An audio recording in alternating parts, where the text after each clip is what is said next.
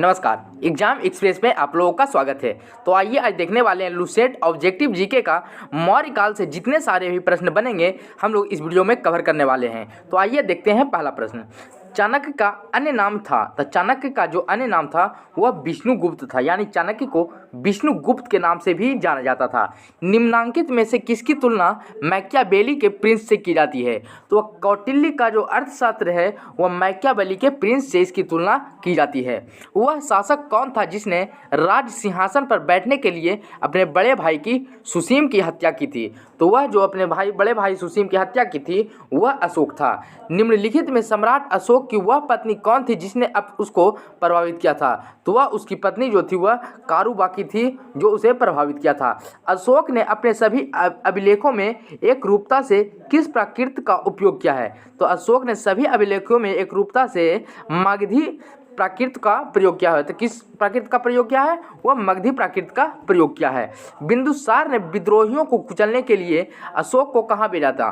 तो बिंदुसार जो है वह देशद्रोहियों को कुचलने के लिए उसे तक्षशिला भेजा था। निम्नलिखित में से वह व्यक्ति कौन है जिसका नाम देवान प्रियदर्शी भी था? तो मौर्य सम्राट अशोक था। निम्नलिखित में से प्राचीनतम राजवंश कौन सा है? तो निम्नलिखित में से जो प्राचीनतम राजवंश है वह मौर्य है। तो प्राचीनतम राजवंश कौन है? वह मौर्य है।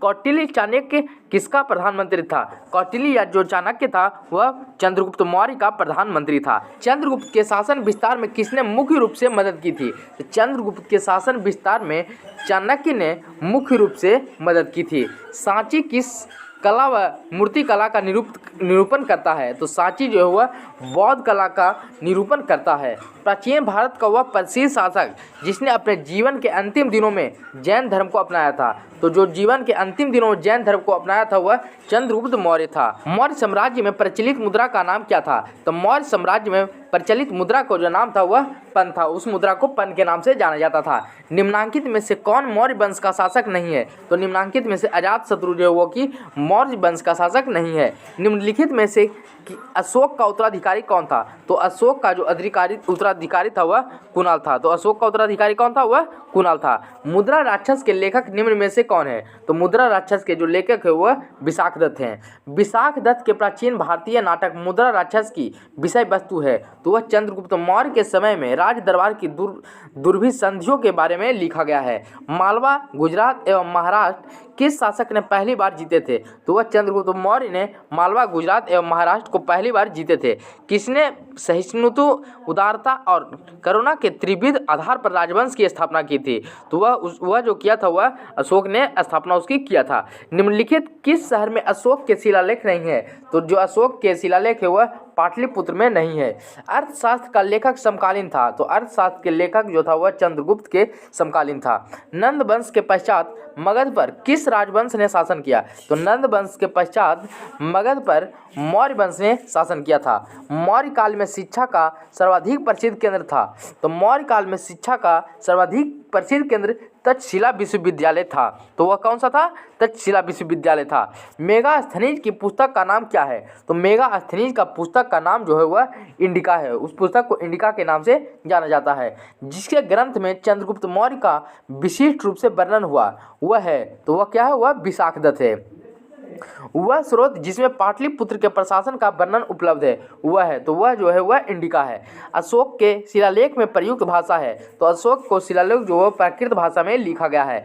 निम्नलिखित में से किस मौर्य राजा ने दक्कन की विजय प्राप्त की थी? वह चंद्रगुप्त मौर्य ने प्राप्त किया था दक्कन की विजय। मेगास्थनीज ने भारतीय समाज को कितनी श्रेणियों में विभाजित किया था? तो मेगास्थनीज ने भारतीय समाजों को 7 समाजों में विभक्त किया था। निम्न में से कौन सा क्षेत्र अशोक के साम्राज्य में सम्मिलित नहीं थी? तो वह जो था श्रीलंका जो था उसके साम्राज्य में सम्मिलित नहीं था। पाटलिपुत्र को किस शासक ने सर्वप्रथम अपनी राजधानी बनाई थी? तो पाटलिपुत्र को वह सबसे पहले चंद्रगुप्त मौर्य ने अपनी राजधानी बनाया था। पाटलिपुत्र में स्थित चंद्रगुप्त का महल मुख्यतः बना था? तो पाटलिपुत्र में स्थित चंद्रगुप्त का महल जो था वह लकड़ी का बना हुआ था। तो किस चीज़ का बना हुआ था? लकड़ी का बना हुआ था। बराबर की गुफाएं का उपयोग किसने आश्रय गृह के रूप में किया था? तो बराबर की गुफाओं का उपयोग जो आश्रय गृह के रूप में किया था वह आजीविकों ने किया था। किस अभिलेख से यह साबित होता है कि चंद्रगुप्त का प्रभाव पश्चिम भारत तक फैला हुआ था? तो वह रुद्रदामन का जूनागढ़ अभिलेख से यह पता चलता है। केवल वह स्तंभ जिसमें अशोक ने स्वयं को मगध का सम्राट बताया है, तो वह जो है वह भाब्रू स्तंभ है जिसमें अशोक ने खुद को मगध का सम्राट बताया है। तो आइए अगला प्रश्न सुमेलित करने वाला ही, इसे सुमेलित कर रहे हैं। तो इसमें दिया गया है कि किसे किस नाम से जाना जाता है, इसमें सुमेलित करना है। तो आइए हम लोग सुमेलित करते हैं। तो चंद्रगुप्त मौर्य को जो है वह सेंड्रोकोटस के नाम से जाना जाता था। तो चंद्रगुप्त मौर्य को किस नाम से जाना जाता था? सेंड्रोकोटस के नाम से जाना जाता था। अगला है बिंदुसार को किस नाम से जाना जाता था? तो बिंदुसार को अमित्रघात के नाम से भी जाना जाता था। वहीं अशोक की बात की जाए तो अशोक को प्रियदर्शनी के नाम से जाना जाता था और चाणक्य को अन्य नाम विष्णुगुप्त भी था। प्रथम भारतीय साम्राज्य स्थापित किया गया। तो प्रथम भारतीय साम्राज्य जो स्थापित किया गया वह चंद्रगुप्त मौर्य के द्वारा स्थापित किया गया था। किसने बनवाया? तो सांची का स्तूप जो बनवाया था वह अशोक ने बनवाया था। अशोक के शिलालेखों को पढ़ने वाला प्रथम अंग्रेज कौन था? तो अशोक के शिलालेखों को पढ़ने वाला प्रथम अंग्रेज जेम्स प्रिंसेप था। कलिंग युद्ध की विजय तथा क्षत्रियों का वर्णन अशोक के किस शिलालेख में है? तो कलिंग युद्ध की विजय तथा क्षत्रियों का वर्णन जो हुआ शिलालेख 13वां शिलालेख में है। प्रसिद्ध यूनानी राजदूत मेगास्थनीज भारत में किसके दरबार में आए थे? तो प्रसिद्ध यूनानी राजदूत मेगास्थनीज जो भारत के वो चंद्रगुप्त मौर्य के दरबार में आए थे। चंद्रगुप्त मौर्य ने सेल्यूकस को कब पराजित किया? तो चंद्रगुप्त मौर्य जो है वह सेल्यूकस को 305 ईसा पूर्व में पराजित किया था। निम्नलिखित में से कौन सा राजा प्रायः जनता के संपर्क में रहता था? तो वह जो था वह अशोक था जो कि जनता के संपर्क में हमेशा रहता था। अशोक ने 261 ईसा पूर्व में कलिंग को जीतने के बाद क्या किया? तो वह 261 ईसा पूर्व में कलिंग को जीतने के बाद भारी रक्तपात देकर युद्ध की नीति को सदा के लिए त्याग दिया था। अशोक के अधिकांश अभिलेख किस भाषा व लिपि में है? तो अशोक का अधिकांश अभिलेख जो है वह प्राकृत व ब्राह्मी भाषा लिपि में है। किस ग्रंथ में चंद्रगुप्त मौर्य के लिए ब्रिसल शब्द का प्रयोग किया गया है? तो वह जो किया गया वह मुद्रा राक्षस में प्रयोग किया गया है। मौर्य नरेश के बारे में निम्न में से कौन सा कथन सही है? उन्हें विकास किया था।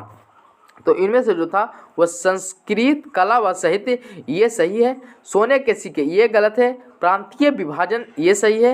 हिंदुकुश तक साम्राज्य ये भी सही, यानी इसका ऑप्शन जो है वह डी सही हो जाएगा। अशोक के राज्य देशों के अनुसार धार्मिक निष्ठा की अपेक्षा जनता के मध्य सामाजिक समझता अधिक महत्वपूर्ण थी। उसने धर्म संवर्धन के स्थान पर समता के विचारों का प्रसार किया। तो इसका जो ऑप्शन ए सही है। ए और आर दोनों सही है तथा आर ए की सही व्याख्या करता है। निम्नलिखित में से किस राज्य या देश में अशोक के व्यक्तिगत नाम अशोक उल्लेख मिलता है? तो वह जो मिलता है वह मास्की में मिलता है। निम्नलिखित वक्तव्यों में कौन सा एक वक्तव्य अशोक के प्रस्तर स्तंभों के में गलत है? तो ये स्थापत्य संरचना के भाग, ये ऑप्शन गलत है। श्रीनगर की स्थापना किस मौर्य शासक ने की थी? तो श्रीनगर की स्थापना जो है वह अशोक ने किया था। सूची 1 को सूची 2 के साथ सुमेलित करना है। तो आइए ये हमें मिलान करने वाला है। किसकी राजधानी कहाँ थी वो मिलान करते हैं। तो उत्तरापथ की जो राजधानी थी वह तक्षशिला थी। दक्षिणापथ की जो राजधानी थी वह स्वर्णगिरी थी। अवंती राष्ट्र की जो राजधानी थी वह उज्जैनी थी तथा प्राची की राजधानी जो थी वह पाटलिपुत्र थी। तो आइए हम लोग देखते हैं अगले प्रश्न को। किस ग्रंथ में शूद्रों के लिए आर्य शब्द का प्रयोग हुआ है? तो वह जो है वह अर्थशास्त्र में शूद्रों के लिए आर्य शब्द का प्रयोग किया गया है। अशोक ने अपने राज्याभिषेक के चौथे वर्ष में निग्रोध के प्रभाव से प्रभावित होकर किससे बौद्ध धर्म की दीक्षा ली थी? तो वह उपगुप्त से दीक्षा ली थी बौद्ध धर्म की। किसने पाटलिपुत्र को पोलीब्रोथा कहा? तो पाटलिपुत्र को पोलीब्रोथा जो है वह मेगास्थनीज ने कहा था। मौर्य काल में एग्रोनोमाई किसे कहा जाता है? तो मौर्य काल में एग्रोनोमाई सड़क निर्माण अधिकारी को कहा जाता है। मौर्य काल में गुप्तचरों का क्या कहा जाता था? तो मौर्य काल में गुप्तचरों को गूढ़ पुरुष के नाम से जाना जाता था। किस श्रीलंकाई शासक ने अपने आप को मौर्य सम्राट अशोक के अनुरूप ढालने की कोशिश की थी। तो वह जो किया था वह तीस ने किया था। किस जैन ग्रंथ में चंद्रगुप्त मौर्य के जैन धर्म अपनाने का उल्लेख मिलता है? तो यह जो मिलता है वह परिशिष्ट पर्वन में मिलता है। किस महीने से मौर्यों का राज्य कोशीय वर्ष आरंभ होता है? तो यह आषाढ़ यानी जुलाई महीना से शुरुआत हो जाती है। निम्नलिखित में किन किन दक्षिण भारतीय जातियों का उल्लेख अशोक शिलालेख में किया गया था? तो वह जो किया गया था वह चोल का किया गया था, पल्लव का किया गया था, पांड्य को किया गया था तथा सतीपुत्र को किया गया था। यानी इसका ऑप्शन जो बी है वह सही है यहाँ पर। अशोक के बारे में जानने के लिए सबसे महत्वपूर्ण स्रोत है। तो अशोक के बारे में जानने के लिए सबसे महत्वपूर्ण जो स्रोत है वह उसका शिलालेख है। शिलालेख से उसकी सबसे महत्वपूर्ण जानकारियाँ मिलती है। अशोक के काल में अशोक का अभिलेख भारतीय उपमहाद्वीप के बाहर भी पाया गया है। निम्नलिखित में किस देश में यह पाया गया है? तो यह जो पाया गया वह अफगानिस्तान में पाया गया है। किस स्थान से अशोक के स्तंभ के लिए पत्थर लिया जाता था? तो वह जो लिया जाता था वह चुनार से लिया जाता था। भारतीय लिखने की कला नहीं जानते, यह किसकी उक्ति है? तो यह जो उक्ति थी वह मेगास्थनीज की उक्ति थी। किस मौर्य सम्राट ने एक विदेशी राजा सीरिया के एंटियोकस प्रथम से अंजीर, शराब और दार्शनिक को भारत भेजने का आग्रह किया था? तो वह जो किया था वह बिंदुसार से किया गया था। अशोक द्वारा कलिंग पर चढ़ाई की जानकारी के लिए कौन सबसे महत्वपूर्ण स्रोत है? तो वह जो सबसे महत्वपूर्ण स्रोत है वह 13वां बृहद शिलालेख सबसे महत्वपूर्ण है। बिंदुसार की मृत्यु के समय अशोक एक प्रांत का गवर्नर था। इस प्रांत की पहचान करें। तो वह प्रांत जो था वह उज्जैन था और उज्जैन का ही अशोक जो था वह गवर्नर था। किस शिलालेख में अशोक ने घोषणा की सभी मनुष्य मेरे बच्चे हैं? यह शिलालेख प्रथम में घोषणा किया था अशोक ने। कौन सी घोषणा युद्ध और हिंसा के प्रति अशोक के आंतरिक दुख को स्पष्ट करता है? तो यह जो स्पष्ट करता है वह कलिंग का पृथक शिलालेख स्पष्ट करता है। किस शिलालेख में अशोक की यह घोषणा अंकित है कि किसी भी समय चाहे मैं खाता रहूं या रानी के साथ विश्राम करता रहूं या मैं अपने अंतः साल में रहूं, मैं जहाँ भी रहूं, मेरे महामत्य मुझे सार्वजनिक कार्य के लिए संपर्क कर सकते हैं। तो यह छठे अभिलेख में कहा गया था। तो किस अभिलेख में कहा गया था? छठे अभिलेख में कहा गया था। निम्नलिखित में कौन अवरोही क्रम में जिला स्तर के अधिकारियों का नाम बताता है? तो यह जो बताता है वह प्रादेशिक, राजुक तथा युक्तक बताता है। बिष्टि है, तो बिष्टि क्या है? वह एक बेगारी है। अशोक के समय में मौर्य राजतंत्र के बारे में सही विशेषण क्या है? तो यह सही विशेषण था पैतृक निरंकुशवाद था सही विशेषण। निम्नलिखित में मौर्य काल का सबसे अच्छा नमूना कौन है? तो मौर्य काल का सबसे अच्छा नमूना जो था वह स्तंभ है। तो क्या है मौर्य काल का सबसे अच्छा नमूना? वह स्तंभ था। कहाँ से प्राप्त अभिलेखों से मौर्य काल में अकाल, सूखा जैसे देवी प्रकोप के समय राज्य द्वारा राहत कार्य किए जाने का विवरण मिलता है? तो यह जो मिलता है वह महास्थान यानी बांग्लादेश से मिलता है। अशोक ने श्रीलंका में बौद्ध धर्म का प्रचार हेतु किसे भेजा था? तो वह महेंद्र और संघमित्रा जो कि उसके पुत्र एवं पुत्री थी वह दोनों को वहाँ भेजा था। अशोक के मन सेहरा एवं सहवाज गाढ़ी से प्राप्त बृहद शिलालेख में किस भाषा को प्रयोग किया गया था? तो इस दोनों अभिलेखों में खरोष्ठी भाषा का प्रयोग किया गया था। कहाँ से अशोक के द्विभाषाई अभिलेख प्राप्त हुए हैं? तो यह जो प्राप्त हुए हैं सैर, पूना तथा कंधार से प्राप्त हुए हैं। कौटिल्य द्वारा रचित अर्थशास्त्र कितने अधिकरणों में विभाजित है? तो कौटिल्य द्वारा रचित अर्थशास्त्र जो है वह 15 अधिकरणों में विभाजित है। तो दोस्तों आज के लिए इतना ही। अगर हमारे वीडियो आपको अच्छा लगा है तो प्लीज़ हमारे वीडियो को लाइक करें, चैनल को सब्सक्राइब करें तथा ज़्यादा से ज़्यादा दोस्तों को पास शेयर करें। जय हिंद।